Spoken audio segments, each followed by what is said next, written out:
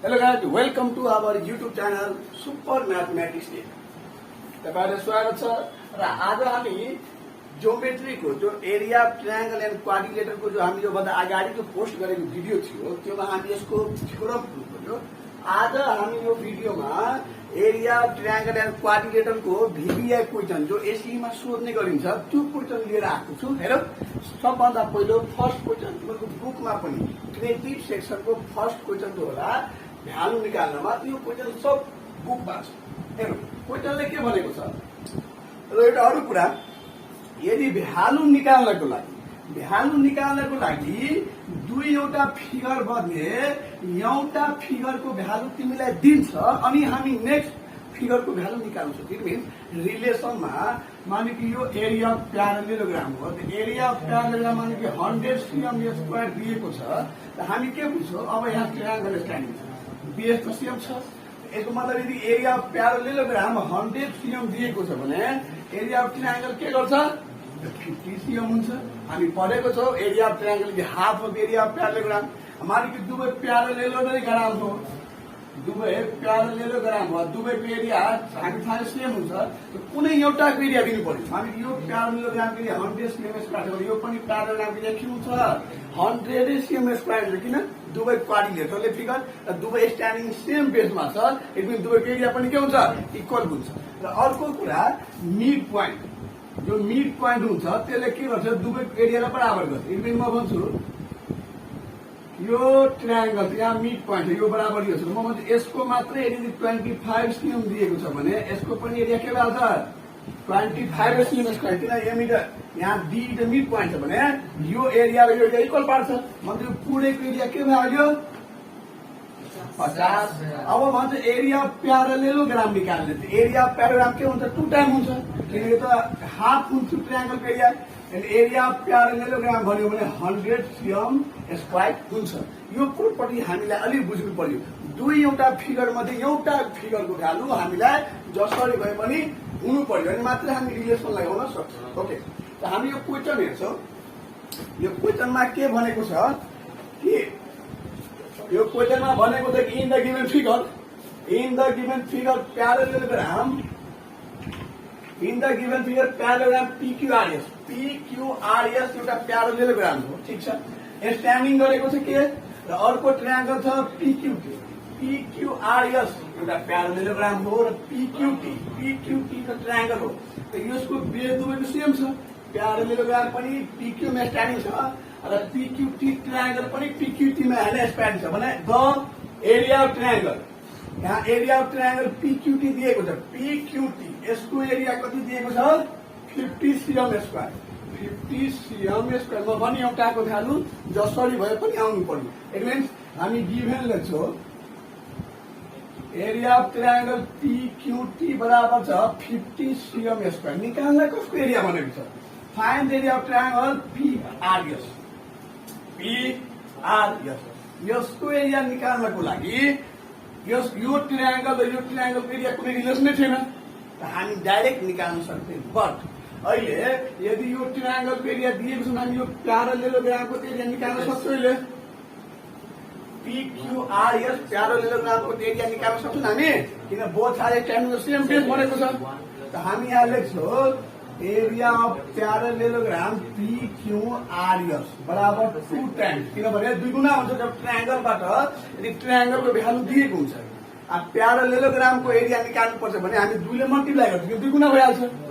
2 times area of triangle PQT किन being हैन area of triangle is twice of area of parallelogram standing on the same base between same parallel line। Clear छ? किनभने यदि यो प्यारालेलोग्राम र यो triangle हो यस ट्रायंगलको एरिया दियो भने दुई गुना हुन्छ, दुई गुना भयो।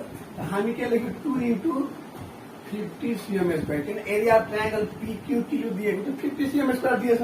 यो के भइहाल्छ 100 cm स्क्वायर। यो तैले यो प्यारालेलोग्रामको एरिया निस्किहाल्यो। हामीलाई त यो प्यारेललोग्राम के चाहियो, हामी यो ट्रायंगल के चाहियो। हेर त यो प्यारेललोग्राम यो डायगोनल हो, यो PQRS प्यारेललोग्रामको अहिले यो RP के हो, डायगोनल हो। त डायगोनलले प्यारेललोग्राम पिरियडलाई के गर्छ, हाफ गर्छ, भने इक्वलमा डिभाइड गर्छ। प्यारेललोग्रामको यदि एरिया छ डायगोनल बिचमा आएको छ भने डायगोनलले दुवै एरियालाई बाइसेक्ट गर्छ।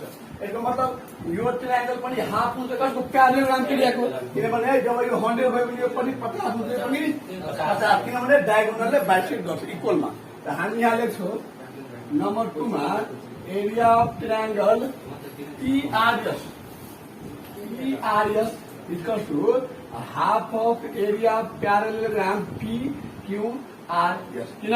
किनभने PR के हो, diagonal. PR is a diagonal of parallelogram PQRS। PQRS को डायगोनल भयो, कारणले गर्दा त्यसले हाफ गर्नु।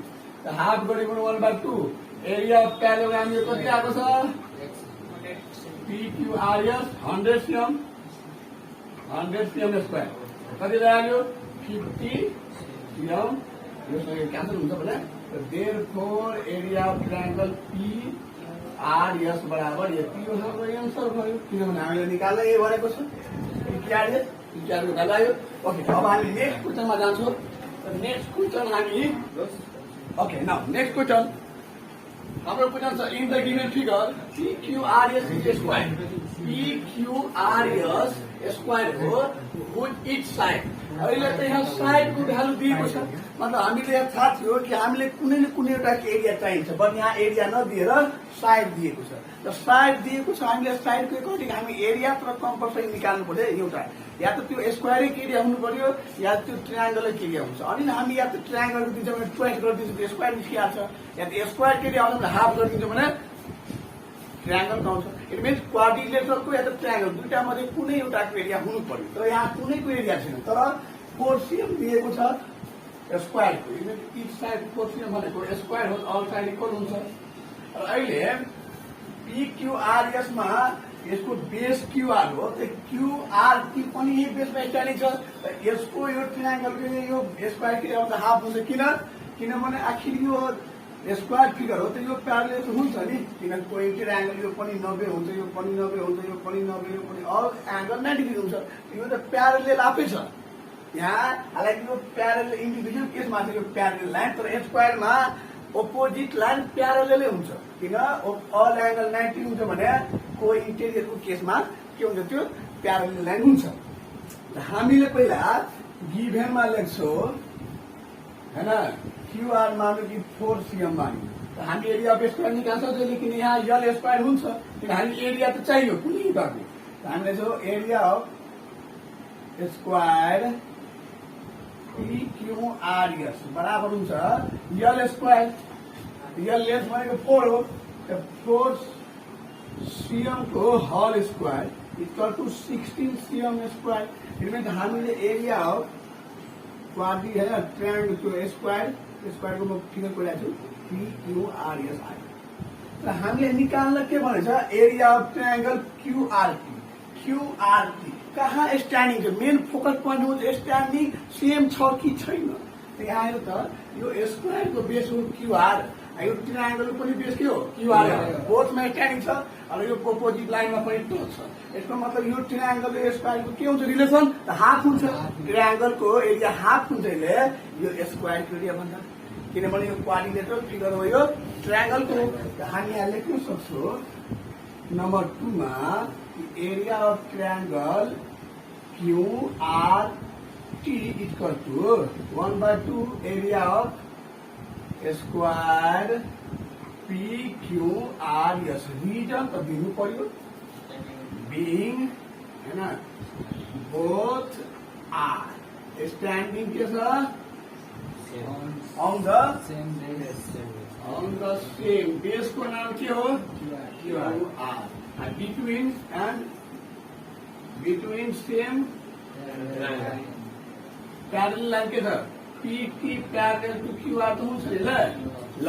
अब हामी यहाँ लेख्छौँ 1/2 एरिया अफ स्क्वायर को भ्यालु 16 cm स्क्वायर हामी यहाँ हाफ भइहाल्छ 8 सिएम स्क्वायर किन हामीले एउटा कुनै एउटाको त म भोलि एरिया निकाल्नु पर्छ निकाल्नु र त्यो के गरिदियो हामीले हाफ गरिदियो four area of triangle Q RP बराबर 8 सिएम स्क्वायर आयो यसको नै कन्भर्स यो पनि हुन सक्छ कि मानौ कि डायगोनल तिमीलाई दिइहाल्छ अनि केले यही क्वेसनलाई मोडिफाई गरेर न्यू क्वेसन पनि बनाउन सक्छ कि मानौ कि यो एउटा स्क्वायर हो यसको डायगोनल दिएको छ यहाँ यो ट्रायंगल स्ट्यान्डिङ छ यो डायगोनल दिएको छ 8 सिएम स्क्वायर अब भन्छ ट्रायंगलको एरिया निकाल्ने कसरी निकाल्छौँ हामी जुन बेला स्क्वायरको डायगोनल दिएको हुन्छ जुन बेला स्क्वायरको डायगोनल दिन्छ हामी यसलाई यो कपी गरिहाल्नु अनि यसको कन्भर्सको चाहिँ हामी सर्कलमा गइरहेको छौँ यसलाई म मेटिरहेको छु मानौ कि यहीमा सपोज यो नदिएको भयो यहाँ यसको अहिले माने यो नदिएको भए हामीलाई क्वेसनमा यही दिइहाल्छ यो 8 सिएम छ अहिले गिभेनमा तिमीलाई दिइहाल्छ तिमीलाई पीआर तिमीलाई दिएको छ 8 सिएम अनि भन्छ find area of triangle QRT त ठिकै छ त हामीले थाहा छ कि कुनै न कुनै एउटा एरिया चाहियो या त ट्रायंगलको एरिया हुनु पर्यो या त स्क्वायरको तर स्क्वायरको लेन्थ दिएको छैन डायगोनल दिएको छ त हामीले स्क्वायरको एरिया निकाल्न सक्छौँ नि डायगोनल दिएको बेला एरिया अफ स्क्वायरको फर्मुला के हुन्छ area of square P Q RS बराबर 1/2 हुन्छ डी स्क्वायर हुन्छ यदि स्क्वायरको डायगोनल हुन्छ अनि स्क्वायरको फर्मुला चाहिँ 1/2 डायगोनलमा स्क्वायर यहाँ डायगोनल दिएको छ अनि यसलाई हामीले के गर्छौँ 1/2 डायगोनल 8 को होल स्क्वायर 1/2 इन्टु के भन्छ डी स्क्वायर भयो भने यो हाम्रो भ्याल्यु 64 यो क्यान्सल हुन्छ 32 सिएम स्क्वायर भइहाल्यो अब हामीले यदि हामीले स्क्वायर एरिया निकाल्यो भने हामी ट्रायंगल एरिया निकाल्नु इजी छ हामी त्यही लेख्छौँ एरिया अफ ट्रायंगल बराबर पी क्यू आरटी बराबर हाफ अफ एरिया अफ के हुन्छ स्क्वायर हुन्छ P Q RS reason same हुन्छ both are standing the same variable same parallel line 1/2 into 32 cm square cancel भयो 16 सिएम स्क्वायर यदि स्क्वायरको diagonal दिएको condition हुन्छ म यो क्वेसनमा यो च्याप्टरमा यो मेन फोकस पोइन्ट राखेर के कि दुई एउटा फिगर मध्ये एउटा फिगर यहाँ त दुईटा फिगर मध्ये एउटा फिगर एरिया निकाल्नु भन्छ तर बेस सेम हुनु पर्यो भने एउटा कुनै फिगरको एरिया हामीलाई रिक्वायरमेन्टमा रहन्छ जबसम्म हामी एउटा एरिया हुँदैन त अर्कोको हामी रिलेसन नै लगाउँदैनौँ किनभने स्क्वायरको हुन्छ भने हामी ट्रायंगलको एरिया निकाल्न सक्छौँ या ट्रायंगलको एरिया हुन्छ भने हामी स्क्वायरको एरिया निकाल्छौँ तर दुईवटा मध्ये कुनै एउटाको एरिया चाहे त्यो फर्मुलाको एकर्डिङ निकाल्नुपर्छ कि त्यो दिएकै हुन्छ अनि हामी नेक्स्टको एरिया निकाल्न सक्छौँ अब नेक्स्ट क्वेसन हामी जान्छौँ यस्तै खाइ नयाँ क्वेसन छ ओके अब यो क्वेसन मस्ट अफ होइन मस्ट भिभिआर भन्न सक्छ हामी एसीमा पटक पटक सोधेको छ र यो क्वेसनमा होइन धेरैभन्दा धेरै स्टुडेन्टले के हुन्छ अलिक कतै न कतै रुक्छ है क्वेसनले के भनेको छ हामीले थाहा छ कि पेरिमिटर अरू केहीसँग हामीले केही मतलबै हुँदैन हामीले केसँग रिक्वायरमेन्ट आउँछ कि एरिया हाम्रो क्वेसनमा दिएको छ एउटाको अनि हामी रिलेसन देखाउँछौँ अर्कोको एरिया किन हामी च्याप्टरमा त एरियासँग रिलेसन देखाउँछौँ क्वेसनले के भनेछ इन द गिभन फिगर दिएको फिगरमा एबीसीडी स्क्वायर एबीसीडी एउटा स्क्वायर हो अल साइड इक्वल होला र अर्को के भन्छ वुड पेरिमिटर दिएको छ पेरिमिटर दिएको 40 भने पेरिमिटरमा त काम छैन साइड हुनु पर्छ नि हामी स्क्वायर एरिया निकाल्छौँ र पहिला हामी लेख्छौँ गिभनमा perimeter of square equal to how much 40 cm perimeter of जसको भ्यालु दिन्छ हामीलाई त्यसकै फर्मुला एप्लाई गर्छ त्यो साइड निकाल्नु छ perimeter of square formula 4 equal to 40 cm A is equal to value of 40/4 therefore A is equal to 10 CM यो पनि आइज हामीलाई साइडको भ्यालु आइहाल्यो र हामीले एरिया निकाल्न सक्छौँ किनभने भने कुनै एउटा फिगरको एरिया हामीले चाहिन्छ अहिले हामी स्क्वायरको एरिया निकाल्छौँ त area of square A yeah BCD बराबर हुन्छ यल स्क्वायर यल भनेको साइड हो र साइड दिएको छ हाम्रो 10 सिएम को स्क्वायर 100 सिएम स्क्वायर आयो यो एरिया अफ स्क्वायर एबीसीडी ठीक छ एबीसीडी आयो तर फिगरमा निकाल्न के भनेको छ ई यफडी यति मात्रै। यो त पुरै बेसमा स्ट्यान्डिङ छैन बाबु जो हामी निकाल्न सक्छौँ। यो त इसिएफ यो बेसमा स्ट्यान्डिङ छ फुलमा, रुल त लाग्दैन हामी यो हाफ गरिदिन्छौँ किनभने हाफ गरेर मिल्दैन। तर के छ त इ मिड पोइन्ट भनेको छ, इ के पेन मिड पोइन्ट भने यो बराबर के हुन्छ, यो हुन्छ। अहिले इ मिड पोइन्ट छ त हामीले यो बराबर यो हुन्छ। बट हामीले त बेस सेम हुनु पर्छ अनि हामी रुल लगाउँछौँ। हामी कन्स्ट्रक्सन गर्नुपर्छ, यहाँबाट यो अहिले जोड्नु पर्छ अनि त्यो फुल बेसमा एरिया अफ ट्रायंगल DCF चाहिँ हामी निकाल्न सक्छौँ किन both are standing on the same base. त अब हामी लेख्छौँ नम्बर 2 मा एरिया अफ ट्रायंगल DCF बराबर 1/2 किन DCF त बेसमा छ। अब त हाफ हुन्छ यो किन यो त कोअर्डिनेटर फिगर हो, यो ट्रायंगल हो।